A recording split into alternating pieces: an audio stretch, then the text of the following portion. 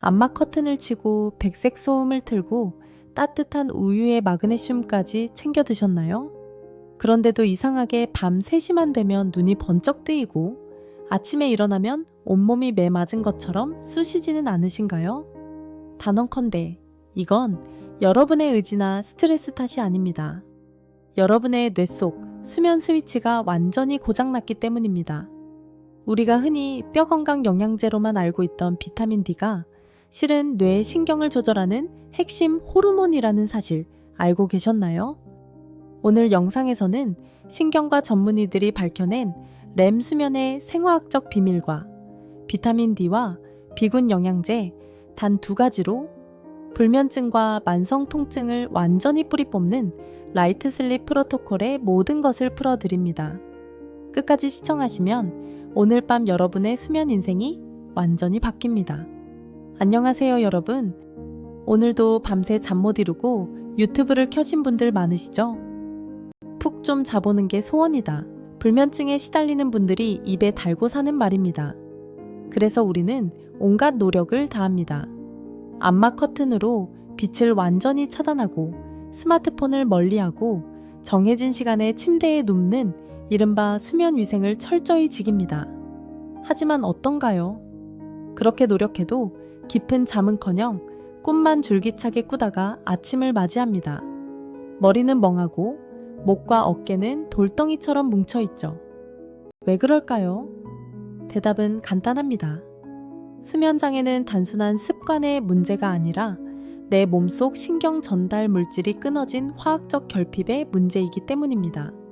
자동차가 기름이 없으면 아무리 엑셀을 밟아도 나가지 않듯 뇌 속에 깊은 잠을 유발하는 화학 물질이 없으면 암막 커튼을 10겹을 쳐도 뇌는 절대 수면 모드로 들어가지 못합니다. 오늘 이야기할 핵심 스위치, 바로 비타민 D와 뇌간, 그리고 장내 미생물의 생화학적 삼각관계입니다. 본격적인 내용에 들어가기 전에 이해를 돕기 위해 아주 쉽고 직관적인 3가지 비유로 핵심 개념을 먼저 정리해 드릴게요. 초등학생도 한 번에 이해할 수 있으니 편하게 들어보세요. 첫 번째 비유입니다. 여러분, 비타민 D를 칼슘 흡수 도와주는 영양제 정도로 생각하셨죠? 틀렸습니다. 비타민 D는 사실 영양소가 아니라 몸 전체에 명령을 내리는 호르몬입니다. 집에 있는 유선 전화기를 생각해 보세요. 아무리 성능이 좋은 최신형 전화기, 뇌가 있어도 뒤에 콘센트 전원선 비타민 D를 뽑아버리면 전화기는 먹통이 됩니다. 비타민 D는 바로 뇌의 수면센터에 전기를 공급하는 전원선 호르몬입니다. 두 번째, 잠을 자는 동안 우리 몸에서는 무슨 일이 벌어질까요?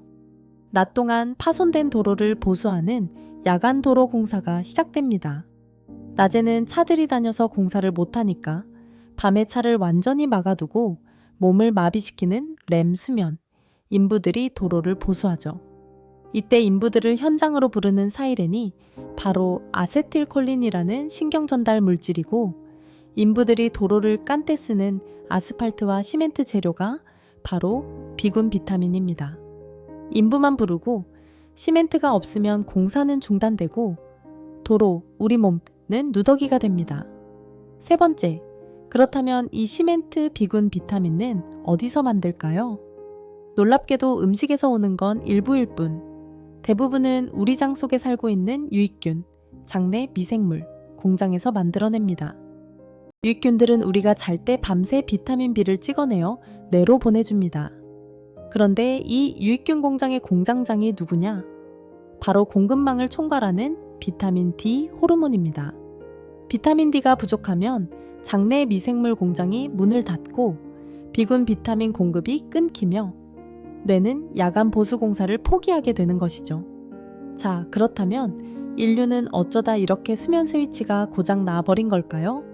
수면장애의 역사를 거슬러 올라가면 아주 흥미롭고도 비극적인 분기점을 만나게 됩니다.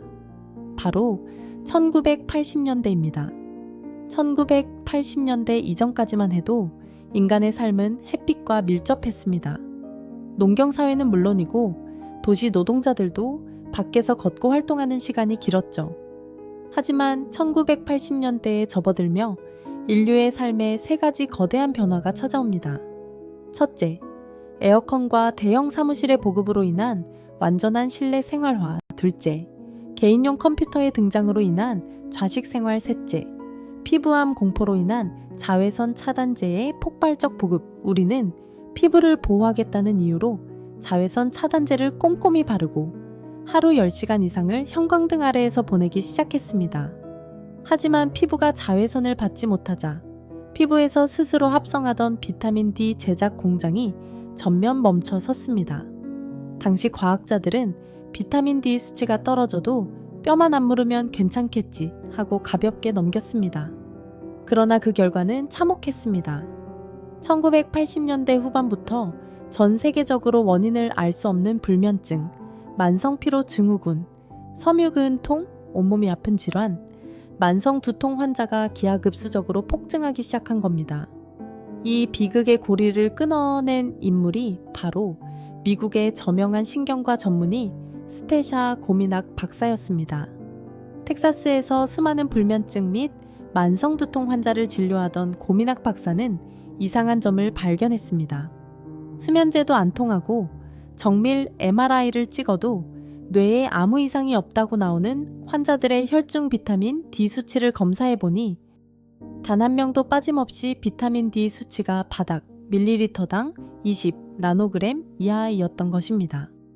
고미낙 박사의 연구는 의학계에 큰 충격을 주었습니다. 대체 뇌 속 깊은 곳에서 무슨 생화학적 비극이 벌어지고 있던 걸까요? 지금부터 그 놀라운 메커니즘을 밝혀드립니다. 우리 뇌의 가장 깊은 밑바닥, 숨골이라고도 불리는 뇌간에는 수면과 자율신경을 총괄하는 스위치가 있습니다. 그리고 이 뇌간에는 놀랍게도 비타민 D 수용체가 수없이 박혀 있습니다.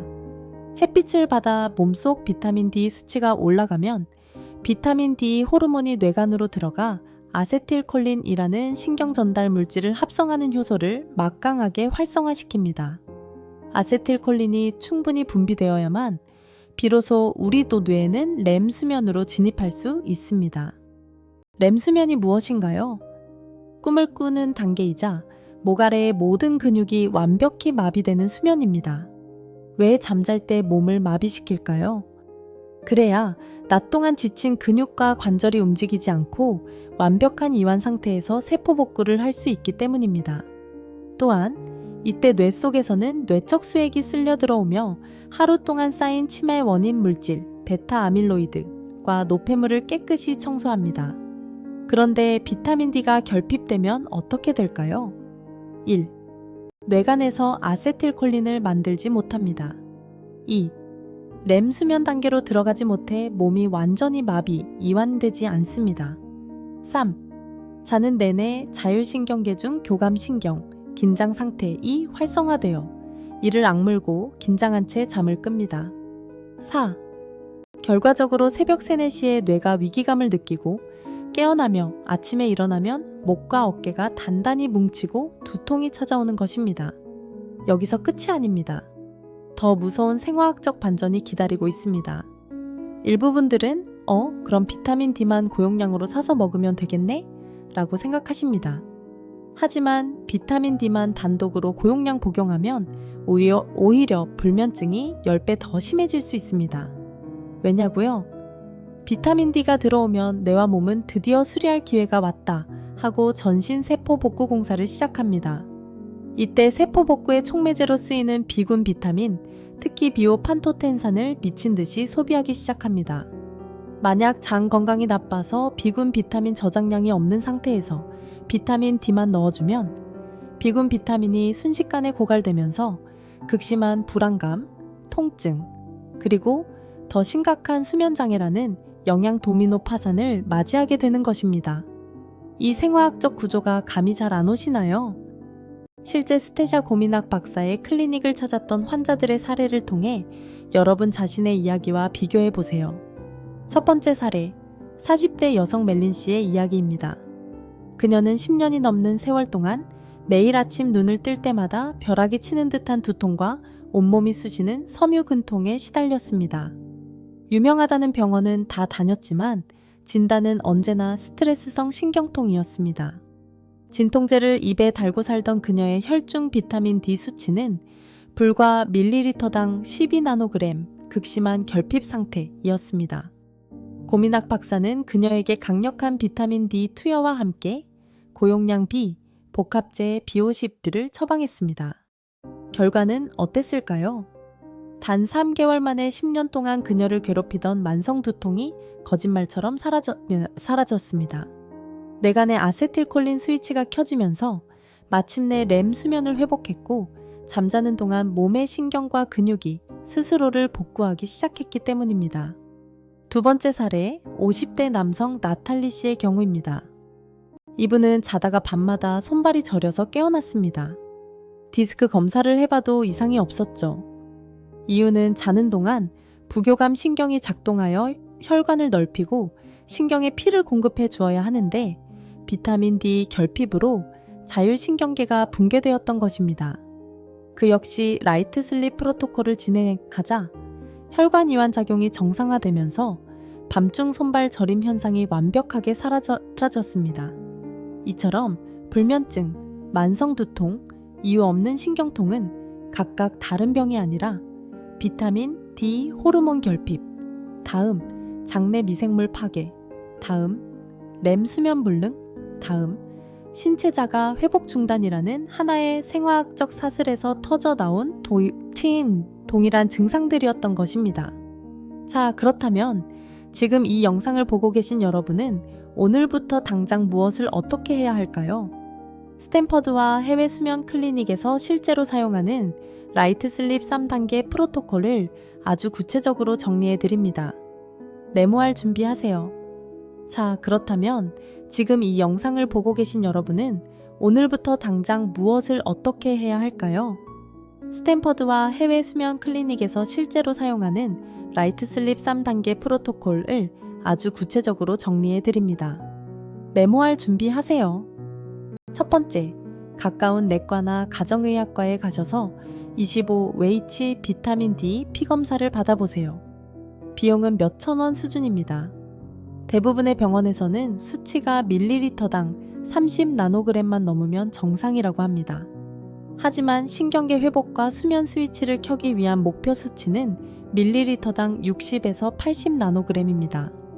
만약 현재 수치가 20 이하로 낮다면 의사와 상담하여 하루 4,000 내지 5,000 국제 단위 정도의 비타민 D3를 꾸준히 복용하셔야 합니다. 단 80나노그램을 초과하면 과다증이 올 수 있으니 주기적인 피검사는 필수입니다. 두 번째, 비타민 D를 드실 때 반드시 비군 복합제를 함께 복용해야 합니다. 비타민 D가 들어오면 몸이 세포를 고치느라 비군 비타민, 특히 비오, 판토텐산을 엄청나게 소비합니다. 따라서 초기 3개월에서 6개월 동안은 비오10 수준의 균형 잡힌 비군 복합제를 아침 식후에 복용해 주세요. 이것이 세포 복구 공사의 시멘트를 대어주는 일입니다. 세 번째, 장내 유익균 생태계를 복원하여 스스로 비군 비타민을 만들게 하세요. 비타민 D 수치가 밀리리터당 60나노그램 이상으로 유지되고 비군 비타민이 공급되면 기적이 일어납니다. 장 속의 정상 유익균 생태계가 살아나기 시작합니다. 유익균들이 스스로 비군 비타민을 자급자족하기 시작하면 이때부터는 외부에 의존하던 비군 영양제 복용량을 줄여도 테이퍼링, 수면 스위치가 계속 켜진 상태를 유지하게 됩니다. 여러분, 수면제는 뇌를 강제로 기절시키는 임시방편일 뿐 우리 몸을 진짜 회복시키는 렘 수면을 가져다 주지 못합니다. 인간의 몸에는 원래 스스로 세포를 고치고 통증을 없애며 매일 아침 개운하게 일어날 수 있는 완벽한 자가 회복 시스템이 구축되어 있습니다. 다만 우리가 지난 몇십 년간 햇빛을 잃어버리고 실내에 갇히면서 그 시스템을 돌리는 화학적 스위치를 잠시 꺼두었을 뿐입니다. 오늘부터 당장 하루 15분 햇볕을 쬐고 내 몸속 비타민 D와 B의 균형을 체크해보세요. 꺼져있던 뇌간의 스위치가 켜지는 순간 여러분이 수년간 잊고 살았던 깊고 달콤한 잠이 찾아올 것입니다. 오늘 영상이 여러분의 건강한 수면에 도움이 되셨다면 구독과 좋아요, 그리고 불면증으로 밤마다 괴로워하는 주변 분들에게 공유해주세요. 여러분의 작은 공유가 누군가의 삶을 바꿀 수 있습니다. 저는 다음 시간에도 여러분의 삶을 바꾸는 더 유익하고 과학적인 생화학 해설로 찾아오겠습니다. 오늘 밤은 꼭 푹 쉬세요. 감사합니다.